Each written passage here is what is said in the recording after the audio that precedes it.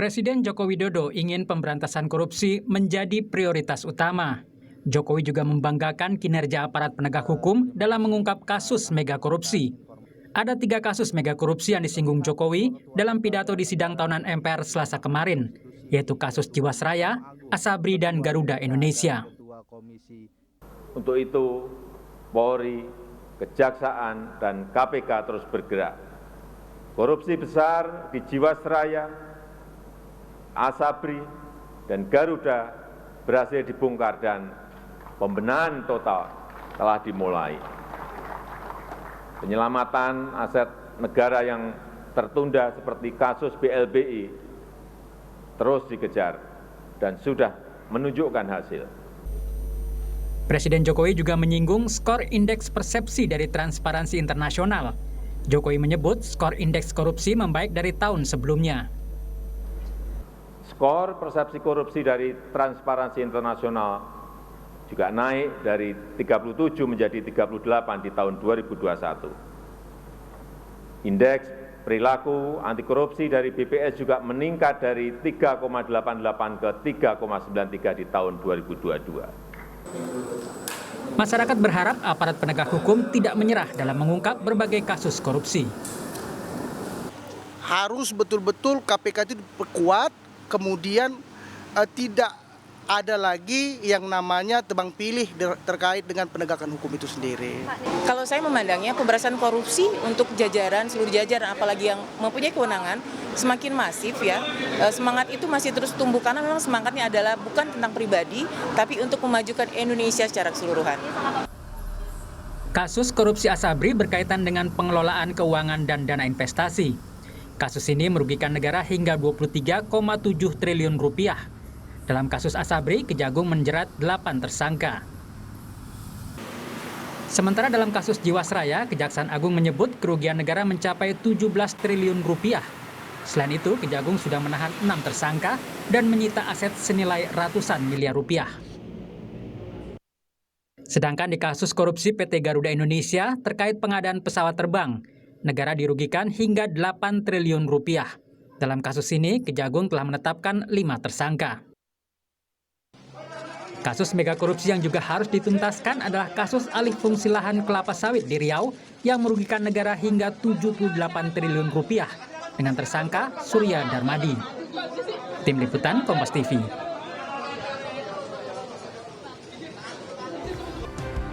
Saudara, bagaimana penuntasan kasus-kasus korupsi di Indonesia? Apakah setelah 77 tahun merdeka, indeks persepsi korupsi Indonesia semakin membaik? Kami akan membahasnya bersama tenaga ahli utama kantor staf Presiden Ali Muhtar Ngabalin dan dosen hukum tata negara Fakultas Hukum Universitas Andalas di Sumatera Barat, Ferry Amsari. Selamat malam Bapak-Bapak. Sehat selalu, terima kasih telah bergabung di Kompas TV. Saya ke Bung Ali dulu. Bung Ali, merdeka dari korupsi rasanya masih jauh Indonesia ya? Ya, sebagai sebuah bangsa yang besar, saya kira kita tidak boleh menyerah, kita tidak boleh berhenti. Pesan Presiden jelas kepada seluruh rakyat Indonesia, di 77 tahun negara Republik Indonesia kita merdeka, kita punya satu komitmen yang sama, korupsi itu adalah musuh negara, dia berada pada peringkat yang sangat kita saat ini dan seterusnya akan menganggap korupsi itu sebagai, kita kategorikan sebagai extraordinary crime. Dengan begitu maka musuh besar bagi bangsa ini adalah korupsi. Karena itu upaya dan langkah-langkah yang terus dilakukan oleh negara, oleh pemerintah, dan harus mendapatkan dukungan dari seluruh masyarakat.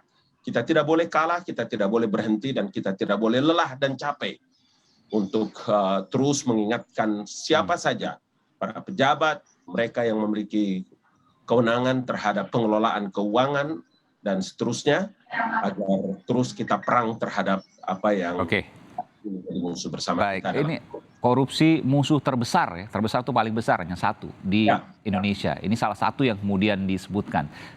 Saya ke Bung Ferry, Jiwasraya, Garuda, Asabri, kasus korupsinya dibongkar. Sudah cukup? Apakah itu kemudian mencerminkan bahwa Indonesia berperang, bahwa perang terbesarnya kali ini adalah korupsi dan sudah tercermin dalam 3 kasus itu yang kemudian terungkap?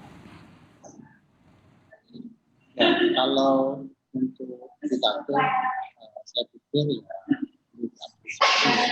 Bu Ferry, mungkin bisa lebih didekatkan ke mikrofonnya. ya, kalau keinginan presiden dan pidatonya untuk melakukan pemberantasan korupsi, ya, apresiasi. Tetapi 3 kasus ini, kalau kita lihat ya, ini kan membangun arah pemberantasan korupsi ke Kejaksaan Agung, bukan ke konsep platform gagasan pemberantasan korupsi, di mana lembaga ekstraordinarinya adalah KPK. Dan publik tidak lupa bahwa Presiden dan DPR terlibat untuk memperlemah KPK, sehingga akhirnya sentralistik pemberantasan korupsi di Kejaksaan terasa betul dalam 3 kasus ini. Jadi KPK diambil alih oleh Kejaksaan, Anda mengatakan seperti itu? Seolah-olah KPK diambil alih oleh Kejaksaan? Saya ingin mengatakan pemberantasan korupsi itu berada di perspektif Presiden, Istana, bukan perspektif independen, yaitu lembaga semacam KPK. Apa bedanya? Kan diungkap-ungkap juga semuanya, Bung Ferry? Ya, tentu saja diperbolehkan ya Presiden terlibat melalui bawahannya, kejaksaan, kepolisian. Tetapi mestinya gagasan pemberantasan korupsi kepada melalui lembaga independen harus dikedepankan. Karena bukan tidak mungkin ada jajaran Presiden sendiri yang terlibat, yang mungkin Presiden tidak terlalu nyaman kalau itu dibongkar dalam urusan pemberantasan korupsi. Nah, peran itulah sebenarnya yang perlu diambil alih oleh KPK. Tapi sayangnya di era Presiden malah KPK diperlemah. Kalau Presiden mengungkapkan soal IPK, indeks persepsi korupsi kita yang naik 1, jangan kita lupa di era Presiden Jokowi IPK kita turun 3. Oke. Tahun kemarin naik 1, tapi sebelumnya turun 3. Oke, saya ke Bung Ali. Ada jawaban soal ini, Bung Ali? Silakan. Iya, ada satu chemistry yang harus kita bangun, bahwa karena kita punya kesepakatan yang sama dan pikiran yang sama tentang betapa dahsyatnya ambruknya sebuah republik ini karena tindak pidana korupsi yang tadi kita sebut tentang extraordinary crime. Karena itulah ada 2 lembaga negara. Kita kenal KPK, kita kenal Kepolisian Negara, dan ada Kejaksaan Agung. Artinya apa? Institusi-institusi ini untuk dan atas nama kepentingan bangsa dan negara, untuk dan atas nama kepentingan keselamatan bangsa dan republik ini.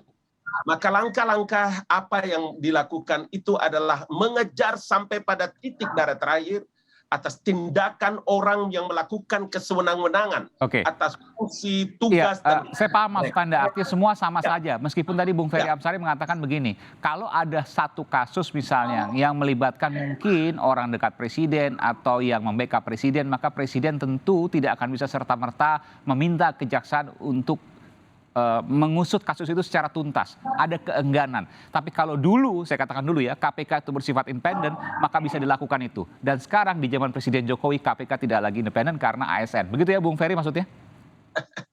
Ya. Oke, silakan. Apalagi kalau kita lihat sekarang ya, tidak ada tuh menteri yang digasak oleh KPK ya. Jauh sekali sekarang, lebih banyak itu bupati-bupati rendah ya kalau kita lihat. Mestinya kasus-kasus besar seperti Asabri, Jiwasraya, Garuda itu ditangani oleh lembaga khusus yang jauh dari ruang-ruang istana, supaya betul-betul ada upaya independen dalam pengusutan kasus-kasus korupsi. Nah, jangan sampai nanti kesan yang timbul adalah jaksa hanya mengambil orang-orang yang jauh dari lingkaran istana walaupun terlibat. Nah, saya tidak mau mengatakan bahwa istana potensial juga terlibat dalam kasus-kasus korupsi. Tetapi kalau dilihat ya apa yang terjadi di KPK dan di Kejaksaan beberapa tahun belakangan, terasa betul bahwa jauh sekali upaya aparat penegak hukum itu bisa menyentuh orang-orang yang katakanlah lingkaran istana yang juga diduga terkait dengan beberapa kasus korupsi. Memang Anda yakin betul Anda menyebutkan lingkaran istana, memang ada, Bung Ferry? Sifat kekuasaan ya, dan ini tidak pernah terbantah. bahwa kekuasaan itu cenderung korup ya. Oke. Nah, tugas membenahinya itu memang Bagus ada tadi itu, Aiman. Udah bagus tadi itu. Iya, Mana ini disebutkan, bagus. silakan Bung Abalin. Silakan. Ini kecurigaan yang serius sesungguhnya ini. Bagus. Silakan, ini sekarang dinonton udah ya, Ferry, dinonton oleh jutaan rakyat Indonesia. Ya. Mana itu istana yang tadi udah sebut, atau mana yang belum terselesaikan, atau mana yang Presiden Joko Widodo atau pemerintah tutup-tutupi. Oke, Yang mana? silakan Bung Ferry. Monggo silakan. Ya, kalau Bang Ngabalin ingat, dulu ada beberapa nama figur-figur istana yang dekat dengan Presiden, yang diduga terlibat beberapa. Mohon maaf, agak kurang jelas. Bisa diulangi lagi, Bung Ferry?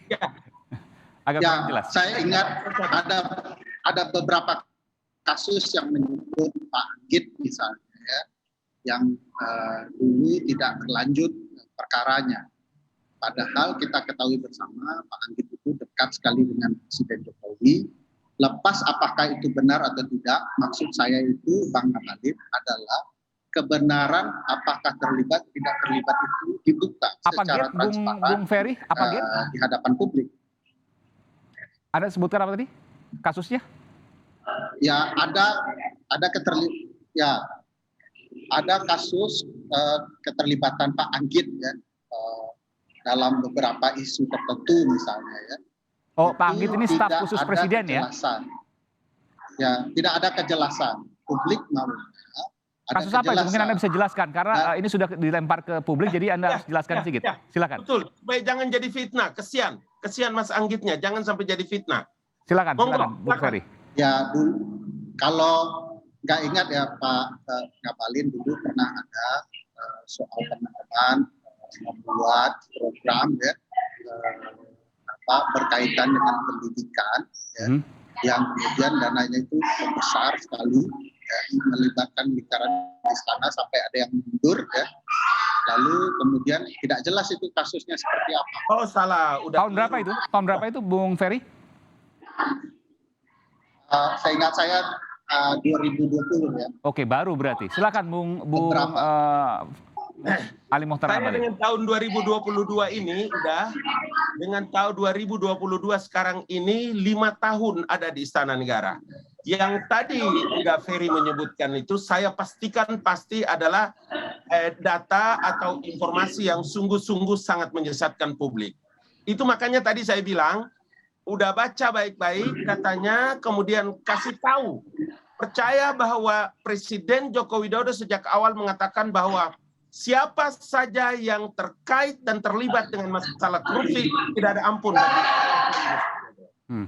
Kita bisa lihat dan itu nyata ya, nyata beberapa anggota. Bahkan orang di lingkarannya sendiri misalnya, yang mungkin juga tidak pernah tersebut di media karena Mas Anggit kan sekerap berada di belakang, tidak pernah muncul ke permukaan. Ya, itu yang saya bilang tadi. Kasih tahu tentang kasus proyek apa, masalah apa, berapa nilainya, kemudian seberapa jauh tingkat keterlibatannya. Kasihan loh. Oke. Mas Anggit. Sekarang begini, Bung Ferry, Anda kan punya data. Kenapa Anda tidak melaporkan ke KPK misalnya, atau ke Kejaksaan misalnya, atau ke kepolisian misalnya? Sudah ditangani Markas Besar Kepolisian untuk kasus Terminal Kayu misalnya ya, di Kendal yang diduga melibatkan ada nama-nama relatif dekat di istana. Tapi kita ketahui itu tidak berlanjut, Pak. Jadi terakhir di Mabes Polri ya? Nah, yang publik inginkan adalah kasus-kasus ini berjalan terbuka, laporkan. Kalau memang tidak terlibat, sampaikan. Tidak menggantung beku, gitu ya. Tidak tahu mana arahnya. Ini problematika. Kalau memang istana menyelogankan pemberantasan korupsi, musuh bersama, ya kasus yang melibatkan orang-orang istana atau disebut nama. Dibuka saja. Kalau perlu dijelaskan ke publik bahwa memang ini tidak bisa berlanjut karena kurangnya data atau alat bukti. Baik, kasusnya sudah di Mabes Polri. Terakhir saya ke Bung Ali Mohtar Ngabalin karena perlu juga penjelasan soal ini dari pihak istana. Sudah di Mabes Polri tapi tidak berlanjut, menggantung. Silakan.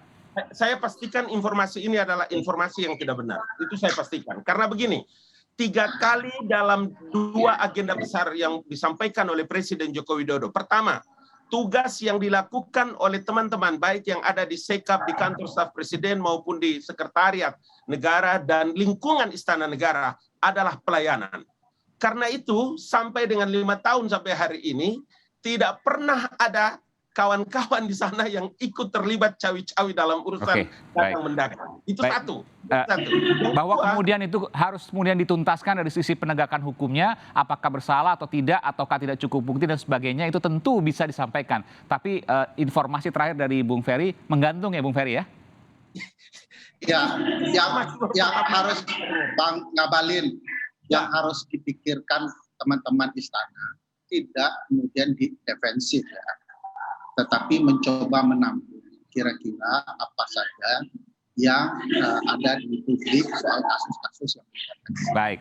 semakin terbuka istana menampung semakin baik agar kemudian persepsi orang istana tidak melindungi pelaku korupsi itu juga terbangun. Ini penting supaya Terakhir Bung Ngabalin silakan. Saya mau bilang begini, dari tadi udah itu tidak menyebutkan proyek apa yang ditangani.